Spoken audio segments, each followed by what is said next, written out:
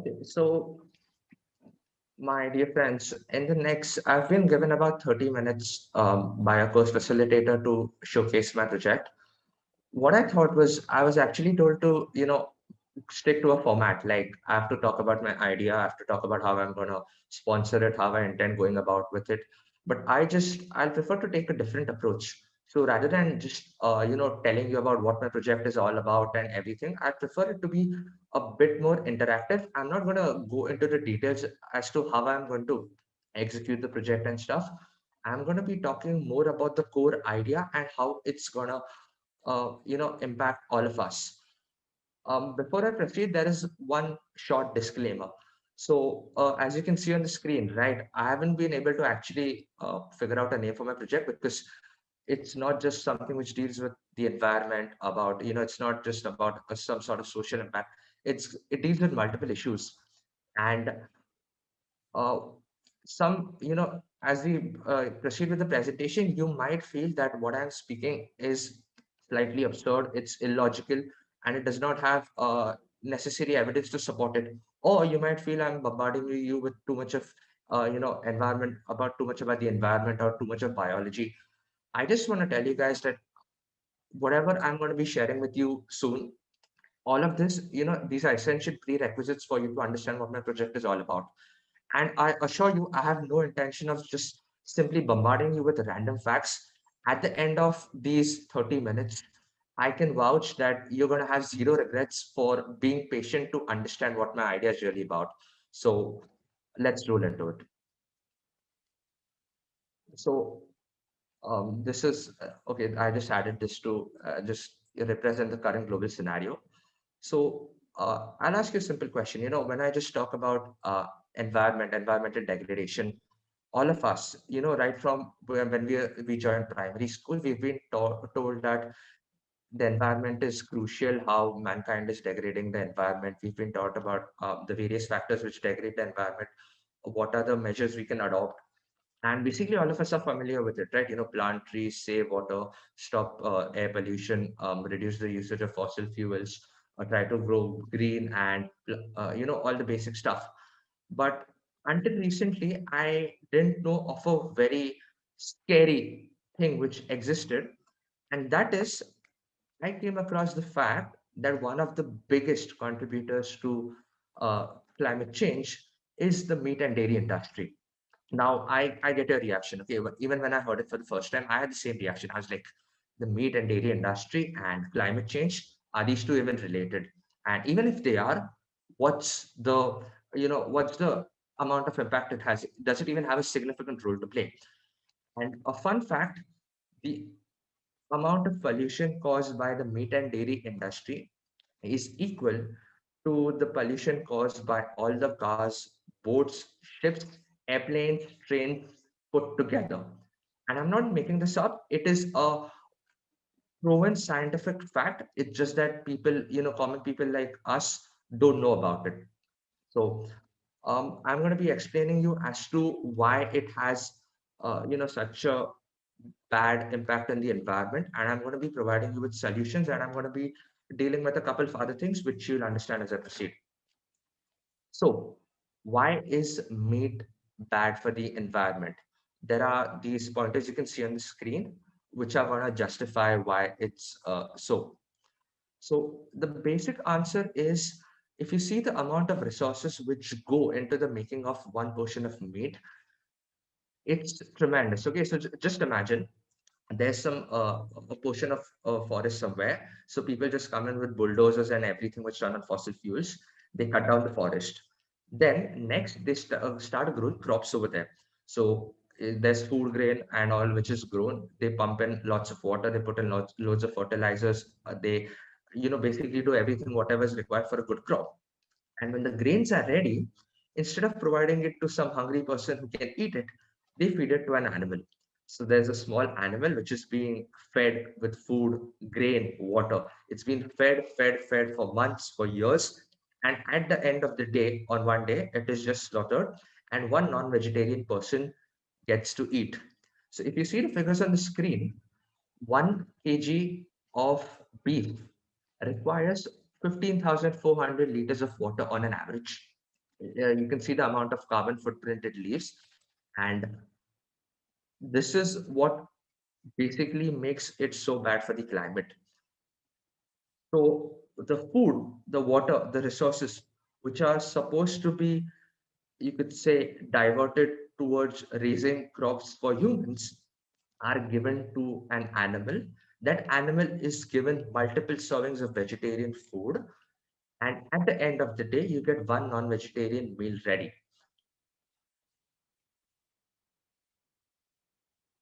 So you can see basically for that one meal to be prepared, it takes months or sometimes years of feeding, maintaining animals, and all associate and activities associated with animal husbandry.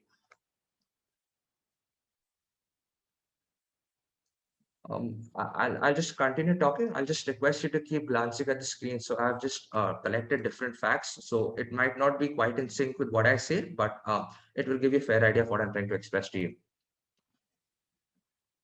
So this is another proven scientific theory. We've always been told by our parents, don't leave the shower on, or if there's any leaking tap in the house, just get it fixed, or save paper, try to go digital.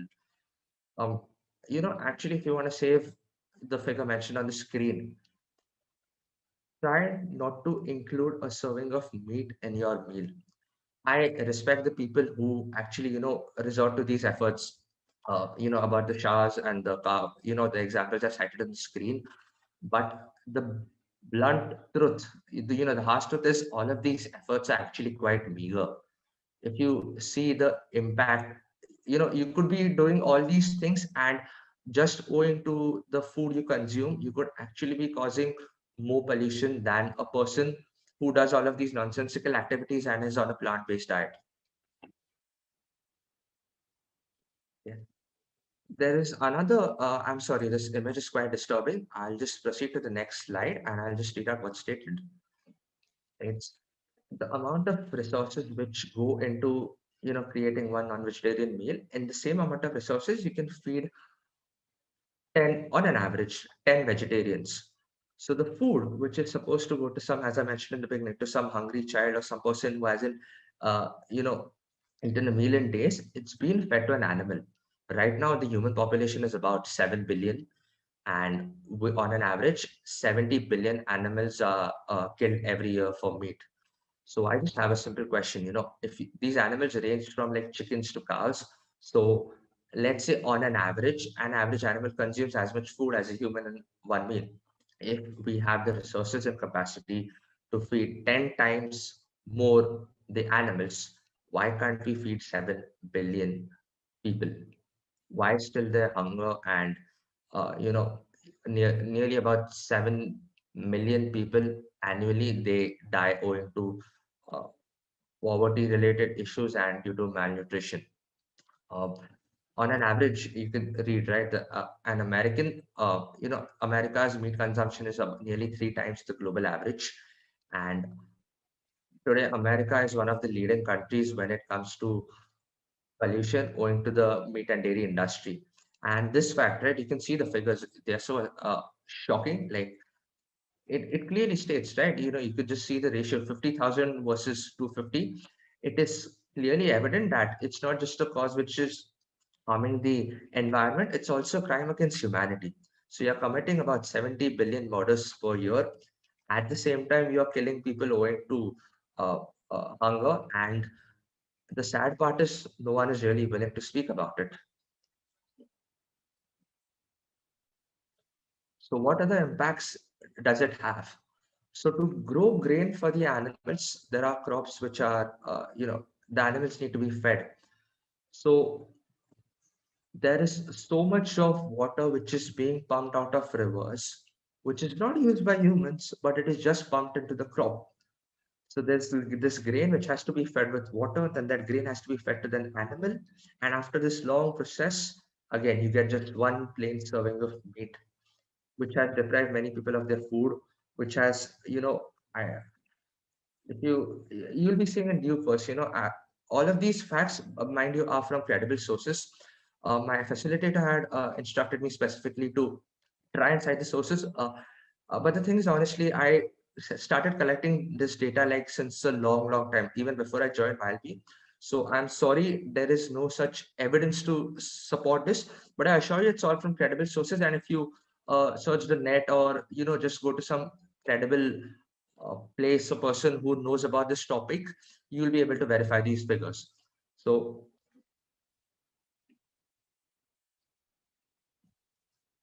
there are these articles which many people conveniently choose to ignore when it lands up in their news feed. Um,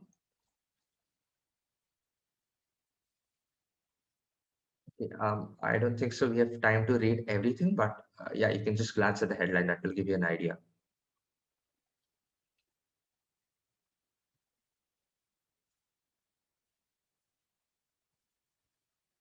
Okay. There's one additional reason why it's actually not sustainable in the long run. So, and that reason is uh, the crop has to be perfect. Okay. So if the crop doesn't come up well, if it has certain diseases or something for whatever reason it doesn't work out, the farmer is going to lose on to his livelihood. Okay, he needs to feed the animals. They need to be kept feeding until they enter the slaughterhouse. So what they do is they resort to using loads and loads of fertilizers. So what these fertilizers do, as all of us know, chemical fertilizers, they degrade the quality of the soil. They mix with water, which eventually, just leaches into the water bodies and damages the local ecosystem over there. And it is estimated that a major chunk of the arable land soon is not going to be fit for agriculture because of the excessive use of fertilizers. And it's this meat industry, it basically runs on the phenomena of pumping. So the crop is pumped with fertilizers, it's pumped with pesticides, the animals are pumped up with injections like hormonal injections to make fatten them up. And these crops are genetically modified. So there's been a study which states when the animal have been fed with grains which are genetically modified, they have higher muscle mass. So there's this another industry which runs in the background, which sells modified seeds, which are used by farmers to grow crops, fed to the animal, and all of these genetically modified things eventually end up in their stomach if you choose to eat meat.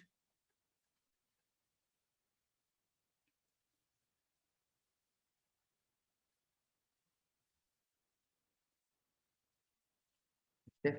So now let's talk about the impact it has on the greenhouse gas emissions and what role it has to play in deforestation. I think the last line should be of major interest. We always get news, right?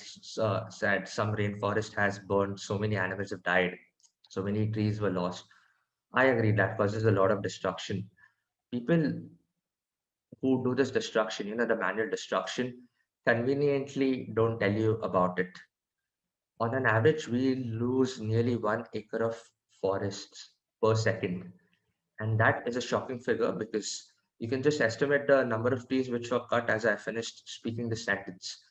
And no one's really going to tell you about this. It's we were always told, right? Deforestation happens when cities have to be expanded, highways have to be expanded, or there's some mining activity. No one really tells you that animal husbandry causes deforestation. And I get the fact. You might be finding it uh, quite absurd. Like until today, I presume most of you didn't know such a phenomena existed. And here I'm just telling you, bombarding you with all these shocking figures and shocking facts. I totally understand you're in a confused state of mind, but again, I'm repeating myself. All of these figures are 100% authentic. They are from verified sources. And the reason I'm here is more and more people need to know about this. So it's this shocking, and we need to soon have a large number of voices to speak out for this cause. So agriculture is again associated with stubble burning and all these other activities. I won't go into the details. Then next comes fishing. Okay, so most people say, hey, fishing has a lot less cruelty. You don't have to kill the animal, and it's just naturally produced. in the sea, and or we have our good old fish farms, which give us nice, decent fish. The thing is, if you read the second line, it says nearly 5 times the amount is vital. So they catch, it's self-explanatory, right? And if you see about the fishes which are raised in fish farms, they are one of the most unhealthy things you can ever eat. And there have been studies which have stated that when fishes are, in the fish farms, they are raised in barrels and ponds where there are too many fish in a constrained space. It has a psychological impact on the fish.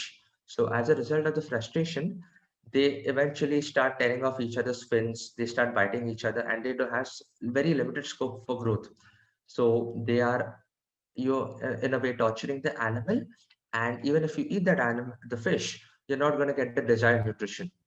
And also there was this documentary I had seen, which basically stated, which was telling that all these big fish companies, they actually have bonded slave labor.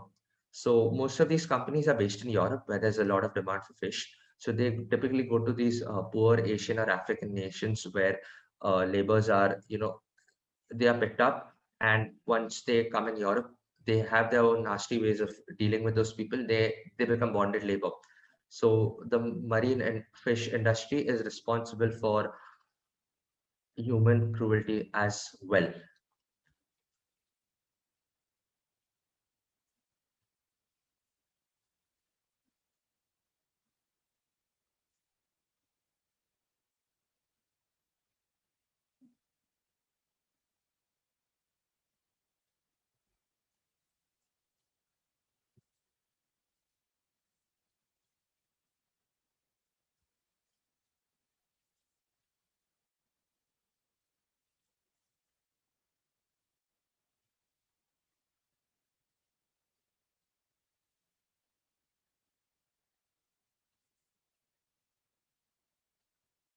So these are the fish farms I talked about. Some of you might put forth the justification that there are certain people, not all fishes are subjected to this cruelty, and there are loads of places, people don't overfish and they just take as much as they want. Um, it's a simple phenomenon. Just imagine you are in a room with 10 other people, and a person just barges in with a stick and starts beating you up, and you start crying, and then he's like, hey, there are 11 of you, and I'm not beating 10 people, I'm just beating one, you alone. What's the problem? This is like that. Just for your, even if a major chunk of, I'm not saying a major chunk is in a good condition, but even if someone puts forth that argument, the point is, even if it's a meager portion, at the end of the day, these animals too have their own lives, and they're a part of the ecosystem. They have a role to play rather than be on your plate.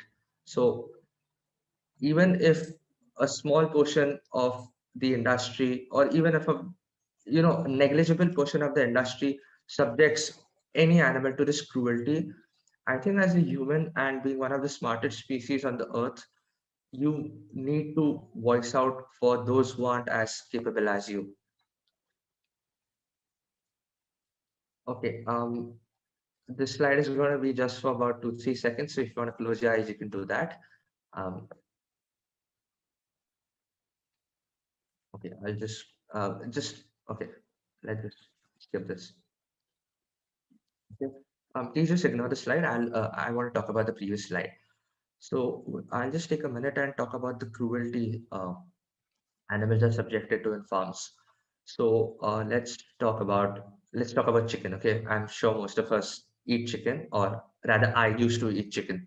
So when a chicken is born, okay, all these male chicks, they are, as soon as they are born, they are immediately killed because they are of no use, and all the female chicks are kept because they are going to be laying eggs, and eventually they're going to be killed.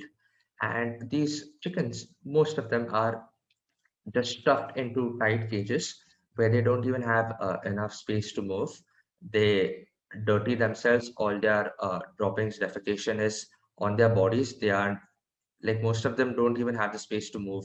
And again, the frustration factor comes in, and they start pecking at each other. They start picking each other's feathers. As a result of which, their beaks in big. their beaks are chipped off. So babies, they're born, either they are killed, and if they are fortunate enough to live, I'd actually call it unfortunate because they are tortured and then brutally murdered. S- some of you might argue that, if I'm a vegetarian, I don't consume any animals or something, why is this presentation relevant for me? If you're a vegan, I'll say you're doing a good job. If you're a vegetarian, that is, you consume plant-based foods and you have milk and milk products, you are still equally contributing towards animal cruelty. Um, if you actually, if you are okay seeing some really negative and torturous content, try searching on Google how a cow is impregnated. So, like all other animals, a cow only lactates when she's pregnant.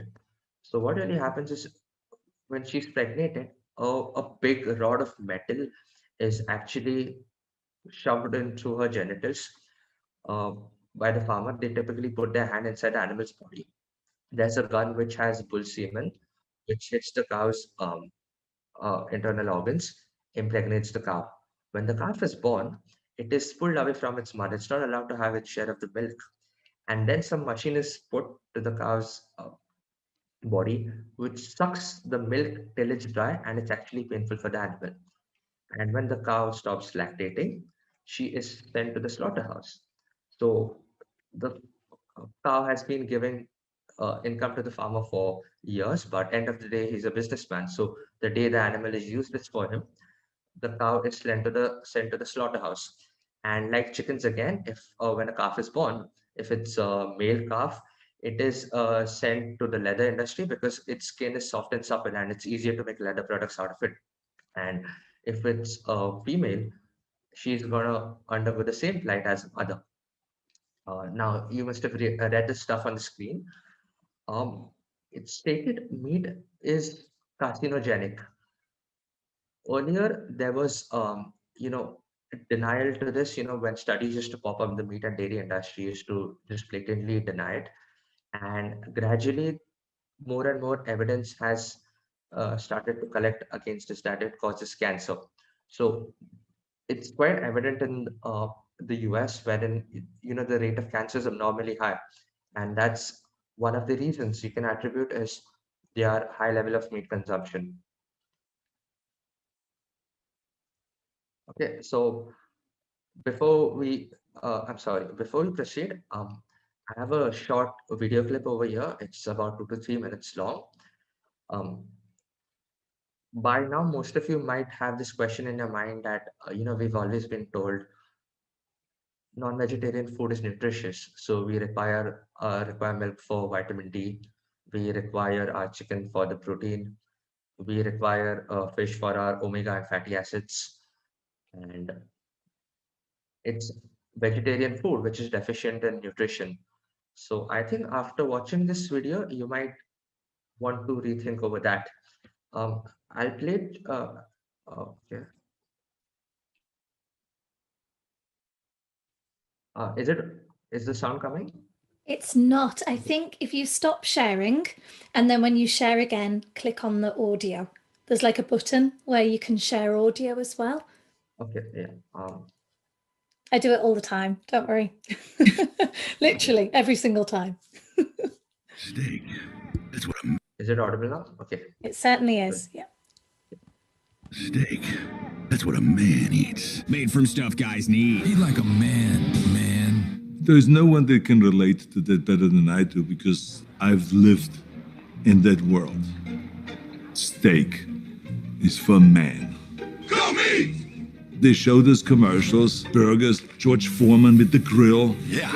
and the big sandwiches and all that stuff. Eat like a man and be full like a man. This is great, great marketing by the meat industry. Serious man food. Selling that idea that real men eat meat. You'll look like more of a man with a quarter pounder in your hand. But you got to understand that's marketing. That's not based on reality. I ate a lot of meat.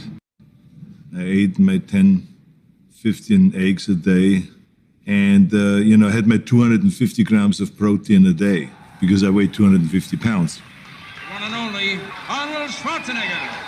But as I got older and as I started reading up on it, I recognized the fact that you really don't have to get your protein from meat or from animals, as far as that goes. So we start going more in a direction of a vegetarian kind of a diet. Now with doing it the right way, with the right spices, all of a sudden, I love it much more than the meat. And, the cholesterol went down to around 109. It was the lowest that it ever was in my entire life, at almost 69. If you go to people and say, you must stop eating meat, they will say, fuck you. Who the fuck are you to tell me how to eat? But if you explain it, say, hey, why don't you try once a week? Just chill it with the meat. 50 years ago, no one talked about, hey, maybe you should just get your protein from vegetables. But now, there's many athletes, professional athletes in all kinds of different sports that have done extremely well staying away from animal foods. Lewis Hamilton wins the German Grand Prix. We all want to feel great. We all want to look great, have more energy. And the most important thing is about having the right fuel in your body.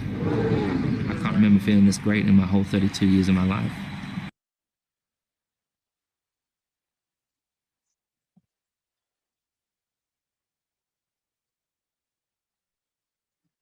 Okay, so I'm sure we are fans of at least one of the people seen over here.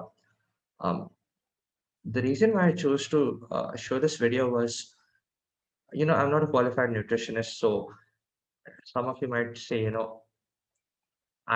it's not justified that I speak about sports nutrition and make a claim that vegetarian food is good for you.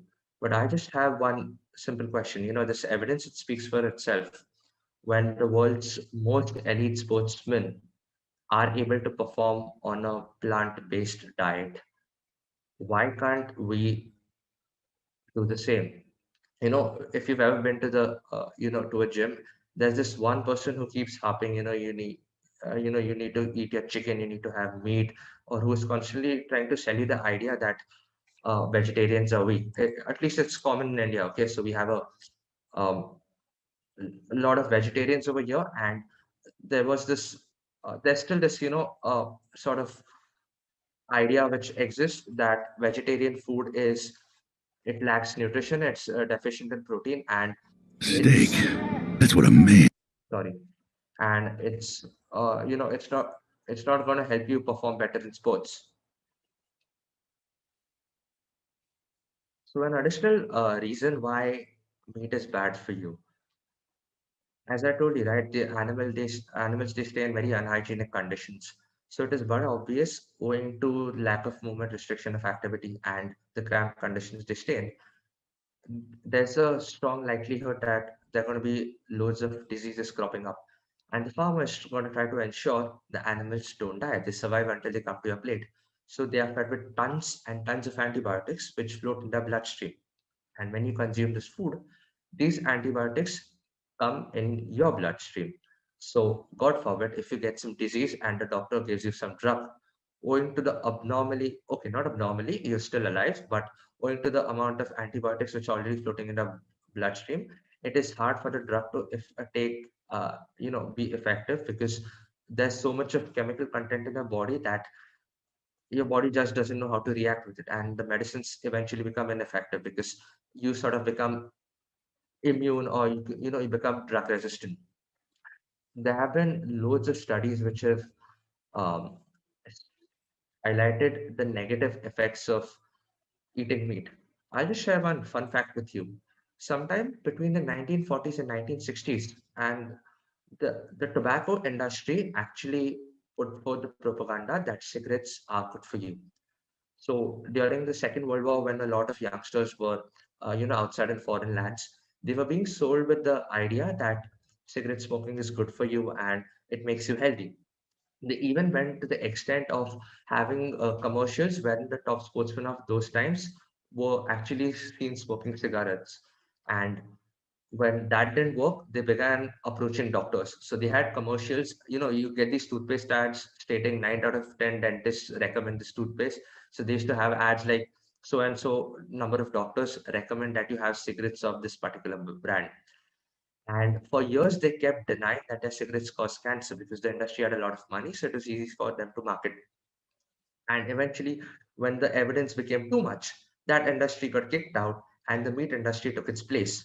So these guys, if you recollect, they tell you first like red meat is good for you. Then they came up with a theory that red meat is bad. Then they were like, you should try white meat.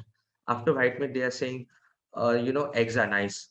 After, there was some evidence against eggs. They are just like, you exclude the yolk and have the egg whites. Then they are like, milk is bad, good. You need it for your calcium.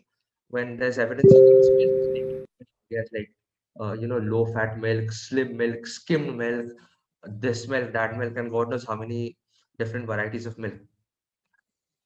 I personally did a lot of research about vegetarian foods, plant-based foods to be specific, and I've reached a conclusion, which is backed by scientific evidence, that if you have the right proportion of uh, vegetarian items on your platter, you will get all essential nutrients your body requires, which are enough to keep diseases away and enable athletic performance.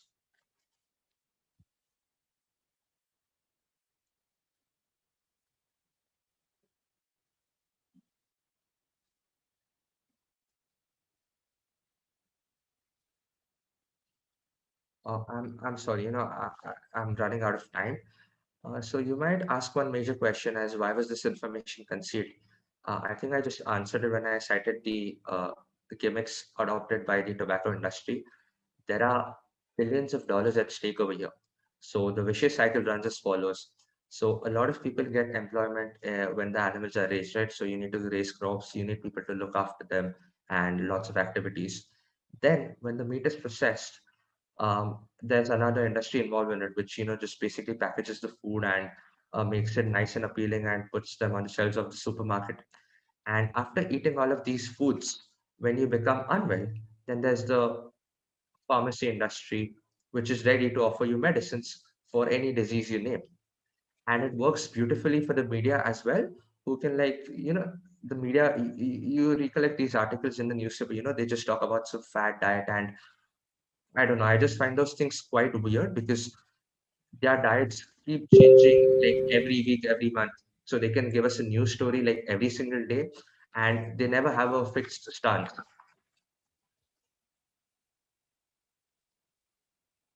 So you can see in the chart like one animal, there are so every part is useful. It's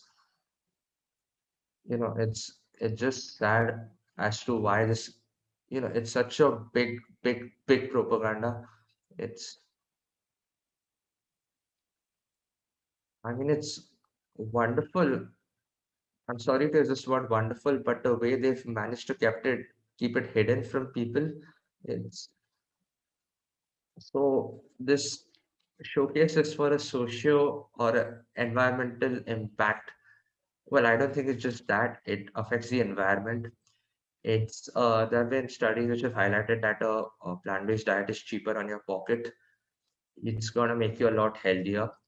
I'm not saying, that the industry is just gonna get wiped out soon, but gradually I hope there is a movement which will enable the grain to be allocated to people and hungry children and not just animals. It helps you combat animal cruelty, and the best part about it is I just have a question. Okay, if imagine a year back in 2020, someone, during the lockdown, someone just messages, like, please do something for the environment. You can't go out and start planting trees. You can't, basically all the measures we know, installing solar panels on your house, planting trees, segregating your waste, going out for protest marches. This is one of the easiest solutions. Like, how easy is that? You just choose not to eat one portion of meat, you've saved so many gallons of water, and goodness knows, the list is endless. It's just got so many advantages, and end of the day, you're gonna be healthier. Okay, I keep telling people like if you talk about a debate of vegetarian versus non-vegetarian food, there might be someone who is smarter than you and who might defeat you in a debate state proving that non-vegetarian food is more nutritious. But Mother Nature is never going to design our bodies in such a way that we thrive on a diet which damages the environment. And you might argue that, oh, there are lions and so many carnivorous animals. Well, mind you, a lion doesn't go and cut trees in the forest, nor does he go up to the deer and say, hey, please, could you please produce 4 more babies so my cubs can eat on them next month? Humans rear animals and they don't eat what is readily available to them. They are greedy, so they create more and more animals, they kill them and they eat them. These are 3 documentaries which are my recommendations. I'd suggest if you, I'll be blunt over here. Not many of you will be actually interested to watch this stuff when you go on Netflix, and I totally get it. Okay, I'm passionate about this cause, and I wouldn't expect the same from everyone. But if you can, please just try and watch What the Health. It's gonna be an eye opener, I assure you. And for those of you who must have already seen it, you know what I'm talking about.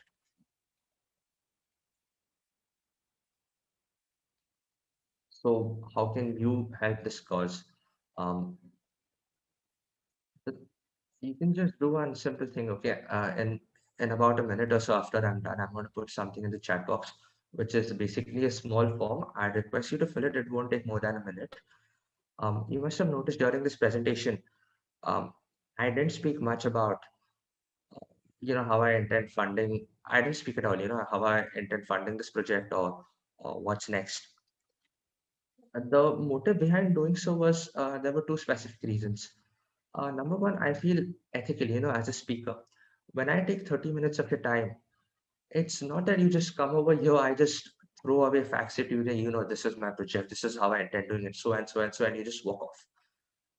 You should feel that, I feel as an audience, you should have something to value add. And I don't really honestly know how much of it you've really understood, absorbed, or you've chosen to accept. But I can definitely assert that now you guys know that there is this, as the first slide stated, an imposter which has to be revealed. I've told you, I've given you a solution for environment, combating climate change. And if none of the reasons appeal to you, please do it for the sake of your health. After you watch What the Health and even Game Changers, you'll be shocked. Shocked. I mean, you'll be literally shocked to the core as to the amount of havoc it creates in your body. So what you can do is basically, I'll be rolling out a form which in which I seek feedback. I'd request all of you to fill it for the simple reason. My topic, right? Its solution is quite simple, but to express the idea to people, it's quite complicated. Like I had to take up, I had to spend a lot of time making this PPT, and I was fortunate enough to get a 30-minute window to, I think I crossed the time limit, to express this to you. And I want to learn to do it effectively. So I want you guys to honestly tell me how you found it, whether you could understand the idea, and basically how the presentation was. Um, so I am done.